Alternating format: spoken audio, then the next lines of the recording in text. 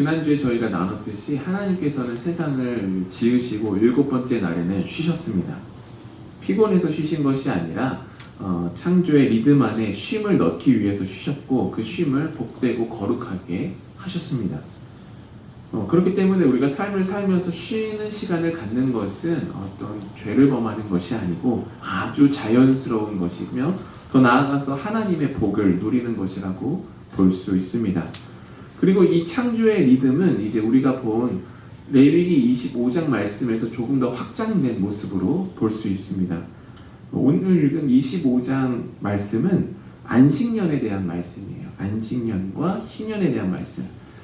특별히 안식년은 이스라엘의 절기 중 구약에서 나오는 다양한 절기 중에 가장 긴 시간을 할애하고 있는 절기입니다. 1년 동안 생산활동을 멈추고 하나님과 나와의 관계를 갱신하는 기간이 바로 안식년이죠. 그리고 이 안식년이 확장되면 희년이 됩니다. 희년이 되면 모든 신분도 모든 소유도 다 초기화가 되는 것이죠. 그래서 이 명령을 통해서 우리는 무엇을 알 수 있느냐면 쉼을 갖는 것은 어떤 특정 계층만이 갖는 것이 아니라 모든 사람들 그리고 사람 넘어서 자연까지도 쉼을 갖는 것이 하나님의 뜻이며 하나님의 쉼은 사람과 만물을 위한 선물인 것을 우리는 볼 수 있습니다. 그렇다면 이러한 쉼은 왜 필요하고 쉼을 통해 우리는 무엇을 얻을 수 있을까? 텃밭이나 정원을 가꾸다 보면은 잎들을 잘라내줘야 할 때가 있죠. 지금 잎들과 가지들이 무성하게 잘 자라고 있다고 해서 그대로 내버려 두기보다는 잘라내서 공간을 만들어주면 이전보다 더 풍성하게 자라는 것을 볼 수 있습니다. 이처럼 하나님의 안식의 가장 큰 특징은 무엇이냐면 비움에 있어요. 비움. 나의 욕심을 비우고 나의 바쁜 생활을 비워내서 하나님의 현존으로 채우는 것이 바로 하나님의 쉼의 핵심입니다. 그렇기 때문에 우리는 자꾸만 우리 삶에 뭔가를 채워 넣으려고만 하기보다는 우리 삶에서 무엇을 비워낼 수 있을까를 고민하기 시작할 때 우리는 그것을 통해서 진정한 쉼을 누릴 수 있고 더 나아가서는 자유함을 맛볼 수 있습니다. 그렇다면 우리는 어떻게 어디에서 비워냄을 실천할 수 있을까? 성경을 다시 보도록 하겠습니다. 성경에서 안식년과 희년의 핵심은 땅은 하나님의 것이라는 고백 위에 세워져 있어요. 그러니까 우리가 살고 있는 이 터전은 하나님의 것이다 라는 고백이 안식년과 희년의 핵심입니다. 그리고 이 고백 속에는 우리는 이 땅 위에서 잠시 동안 살다가 떠나갈 것이라는 거류민이다. 우리 잠시 머무른 사람이라는 사상이 담겨 있죠. 히브리인들은 유목민들이었어요. 여기저기를 떠돌아다니면서 사는 사람들이었는데 그렇기 때문에 그들은 소유한 땅이 없었죠. 그래서 이곳저곳 떠돌며 다니다가 정착할 땅을 발견하고 그 정착한 땅에 정착하기 시작했을 때 그들은 그 땅이 하나님의 선물이라고 믿었어요. 그리고 그 땅에서 얻게 되는 모든 소출들은 다 하나님의 은혜라고 고백을 했습니다. 즉 이스라엘 백성들은 자신들이 살고 있는 땅, 자신들이 가지고 있는 모든 것들을 자신의 소유라고 생각하지 않았고 잠시 동안 점유하는 것이다 라고 생각했다는 것이죠. 그리고 그들은 이 안식년과 희년을 가지면서 영원한 것은 없구나 라는 것을 다시 상기했고 집을 떠났던 이들은 집으로 돌아오게 되고 내가 가지고 있었던 걸 다 빼앗겼던 자들은 그것을 회복하게 되면서 모든 것이 하나님으로부터 왔고 모든 것이 하나님에게 속해 있다 라는 것을 그들은 다시 한번 기억할 수 있었습니다. 즉 이런 안식년 그리고 희년을 통해서 이스라엘 백성들은 인간이 가지고 있었던 탐욕 그리고 근시안적인 사고로 인해 균형을 잃은 세상을 회복할 수 있는 계기를 가질 수 있게 되었어요. 그렇다면 이 시대에서 희년 또는 안식년은 어떤 의미를 갖는 것일까요? 우리 중 누구도 1년을 아무것도 하지 않으면서 살기는 어렵습니다. 물론 요즘에는 노후 준비를 각자가 잘해서 굳이 어떤 생산 활동을 꼭 해야만 사는 것은 아니지만 만약에 그것이 없다면 누구도 1년 동안 아무것도 하지 않으면서 살 수는 없지요. 그렇다면 안식과 희년, 이것을 우리는 어떻게 누릴 수 있을까? 핵심 내용만 기억하면은 우리가 일을 하건 하지 않건 우리의 일상 속에서 하나님의 그 안식을 경험할 수 있는데요. 핵심은 무엇이냐면 앞서 말씀드렸던 비움이에요. 비움. 그 비움을 우리 삶에서 실천할 때 우리는 하나님의 안식과 하나님의 휴식을 우리 삶에서 누릴 수 있습니다. 저는 세 가지 영역에서 우리 삶에 비움이 필요하다고 생각하는데요. 첫 번째는 언어예요. 언어. 아침에 눈을 뜨면서 잠이 들 때까지 수많은 소리를 우리는 들으면서 살죠. 내가 굳이 말로 하지 않는다고 해도 자꾸만 TV에서, 광고에서, 이메일, 텍스트 메시지, 전화로 수많은 소식들이 우리에게 들이닥칩니다. 그리고 그 소식들은 우리 마음에, 우리 생각에 영향을 미치고 있어요, 사실. 또 사실은 우리도 많은 말들을 하기도 하죠. 가족들에게, 친구들에게 많은 말을 하기도 합니다. 그런데 생각해 볼 것은 무엇이냐면 우리의 말을 통해서 과연 누군가가 힘을 얻고 있는지, 위로를 얻고 있는지, 아니면 험담으로 인해서, 비판으로 인해서 다른 누군가의 마음을 아프게 하고 있지 않은지 살펴보아야겠죠. 야고보서 3장 5절 말씀에 이렇게 되어 있어요. 이와 같이 혀도 작은 지체로되 큰 것을 자랑하는도다. 보라, 얼마나 작은 불이 얼마나 많은 나무를 태우는가. 우리 한마디 말은 사실 아주 작고 사소한 것이라고 할 수 있어요. 그러나 그 말 한마디 안에는 엄청난 영향력이 담겨져 있습니다. 그렇기에 우리는 말에 있어서 비움이 필요합니다. 하루에 30분이라도 아니면 5분이라도 말을 비우는 시간을 가져보십시오. 괜히 또 이런 이야기 듣고 누군가가 잔소리할 때 나 말을 비우고 있거든 하면서 대화를 그렇게 끊는 것이 아니라 정말로 너무 분주하고 너무 산만할 때 5분이라도 모든 말을 비워내는 시간을 한번 가져보십시오. 핸드폰을 멀리하고 TV를 끄고 조용히 그냥 편안한 의자에 앉아보십시오. 저도 이걸 실천해 봤는데요. 처음에는 되게 어색하고 좀 불편해요. 그래서 저도 지난주 일주일 동안 말씀을 준비하면서 실천해 보려고 했는데 5분 지났나 하고 보면 1분밖에 안 지났어요. 그렇게 조용하게 있는 것에 익숙하지가 않더라고요, 저는. 여러분은 어떠실지 모르겠지만 어찌됐든 핸드폰도 멀리하고 TV도 끄고 조용하게 고요하게 한번 머물러 보십시오. 아무리 어색하고 불편하더라도 그 시간들이 쌓이다 보면 우리는 하나님의 음성을 들을 수도 있고 발견할 수도 있고 또는 우리 주변에 있는 자연의 소리를 들을 수도 있고요. 더 나아가서는 우리 안에 있는 우리의 소리를 더 깊이 듣는 법을 배울 수 있습니다. 두 번째로는 우리의 식습관에도 비움이 사실 좀 필요합니다. 현대의 식탁은 비움과는 거리가 멀 때가 많죠. 많이 먹는 것, 잘 먹는 것, 호화롭게 먹는 것을 현대의 많은 사람들은 미덕인 것처럼 여깁니다. 그 결과 식탁 위에는 감사보다는 과잉과 낭비로 가득 차게 되었죠. 굳이 제가 말씀드리지 않아도 여러분도 잘 알다시피 사실 우리가 버리는 음식물 쓰레기 양은 엄청나게 많습니다. 그래서 우리에게 필요한 것은 어쩌면 비움을 실천한 소박한 식사일지도 모르겠습니다. 과하게 차려서 먹기보다는 소박하지만 건강한 재료로 만든 음식과 감사로 식탁을 한번 채워보십시오. 때로는 음식을 먹으면서 항상 유튜브를 보던 아니면 TV를 보고 계셨다면 그것들을 다 끄고 식탁에 가족 간의 대화로 한번 채워보십시오. 그 시간이 어색하면 어색할수록 사실은 그 식탁이야말로 비움을 통한 회복이 필요한 식탁이에요.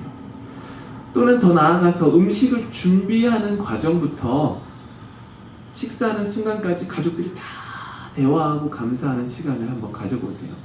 저도 이거를 요즘에 하고 있거든요. 저희 큰딸이랑 음식을 준비할 때 자꾸 옆에 와서 뭘 도와준다고 해요.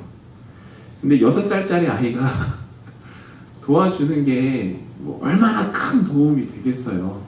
막 이렇게 왔다 갔다 막 저랑 아내랑 음식 준비하고 있으면 자꾸 부딪혀요. 막 이렇게 부딪히고, 작은 애도 또 오는 거죠. 큰 애가 오니까 넘어지고 울고 막 난리예요, 난리. 그러면은 막 속에서 막 끌어오르죠. 저리가 막 하고 싶은데 그러지 않고 저도 찾아보는 거예요. 우리 큰 애가 뭘 할 수 있을까?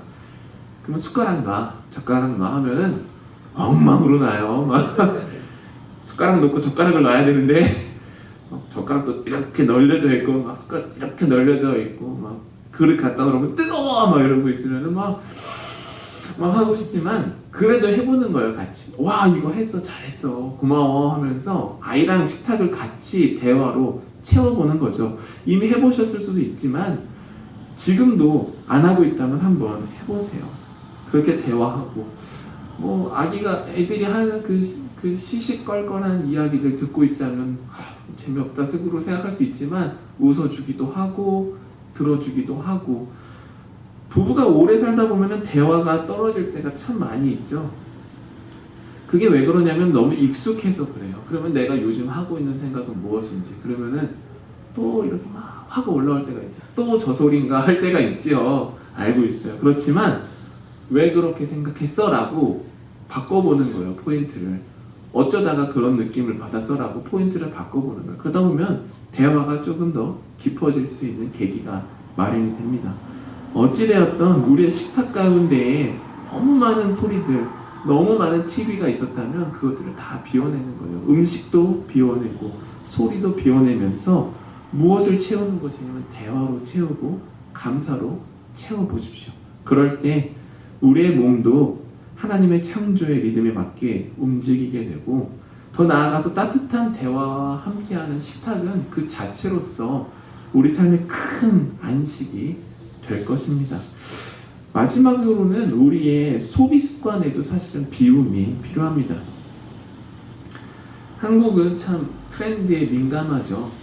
사람들이 우르르 하면서 이거 먹어야 되고 이거 사야 되고 이거 가봐야 되고 막 왔다 갔다 합니다. 미국은 좀 그것보다는 덜 하지만 어찌되었던 현대사회에서는 계속해서 우리에게 끊임없이 물건을 구매해야 된다고 이야기해요.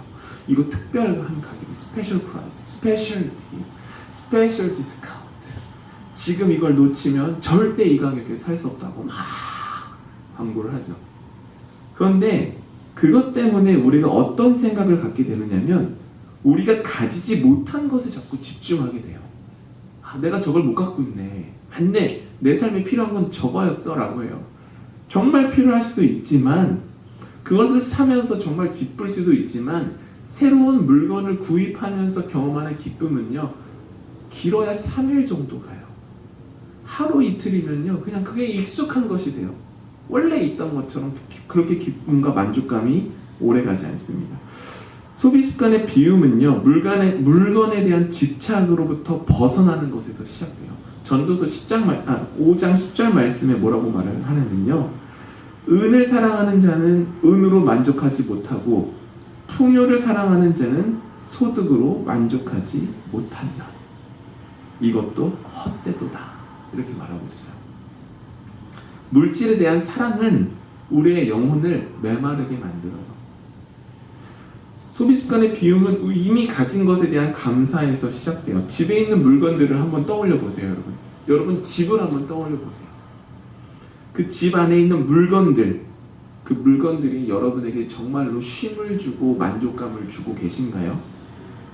아니면 그 물건들 때문에 내가 쉴 수 있는 공간도 사라지고 있나요?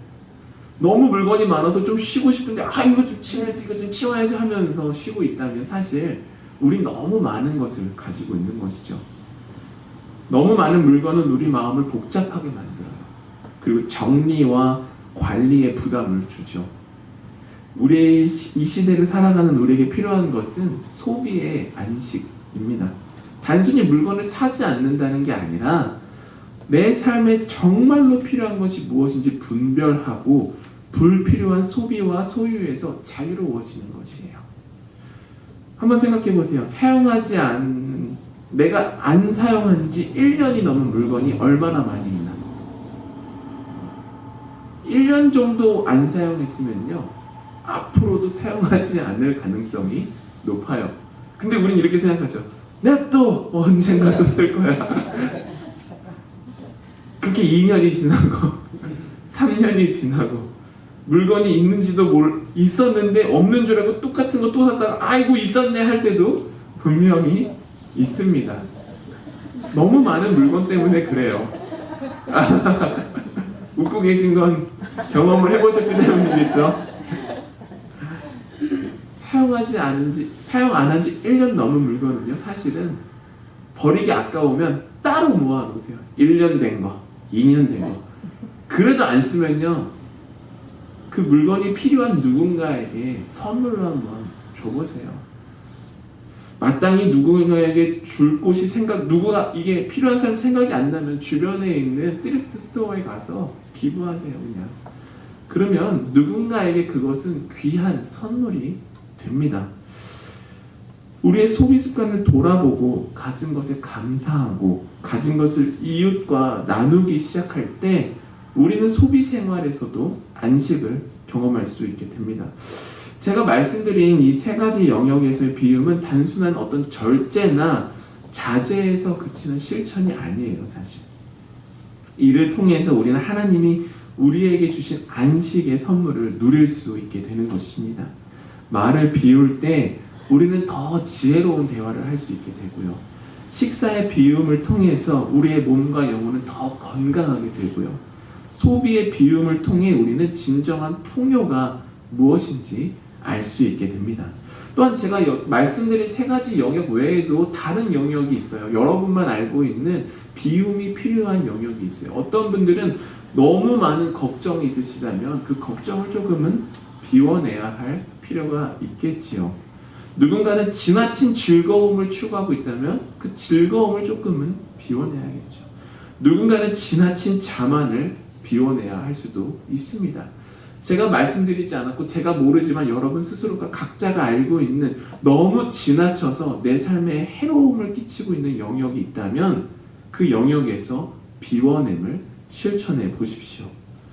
중요한 것은 쉼을 통해서 우리 삶의 어떤 영역에 지나침이 있는지 그것을 확인하고 그것을 비워냄을 통해서 하나님의 쉼과 회복이 우리 삶에 채워져야 한다라는 것입니다.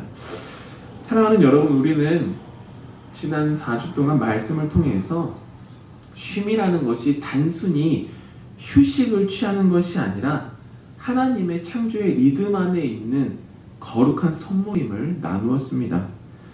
우리 각자의 삶에도 쉼이 필요하겠지만 우리 주변에 쉼이 필요한 이들이 누가 있는지도 살펴보아야겠습니다.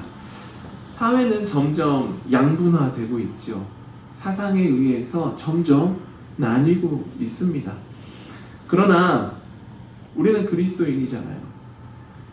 그리스도인으로서 우리의 따뜻한 인사와 미소 한 번으로 그리고 재미있는 말 한마디로 차가워지는 사회에 따스한 봄바람을 만들어내어서 메마른 마음 가운데, 메마른 사회 가운데에 한 줌 쉼을 만들어 선물하는 저와 여러분이 되기를 주님의 이름으로 축원합니다. 함께 기도하겠습니다.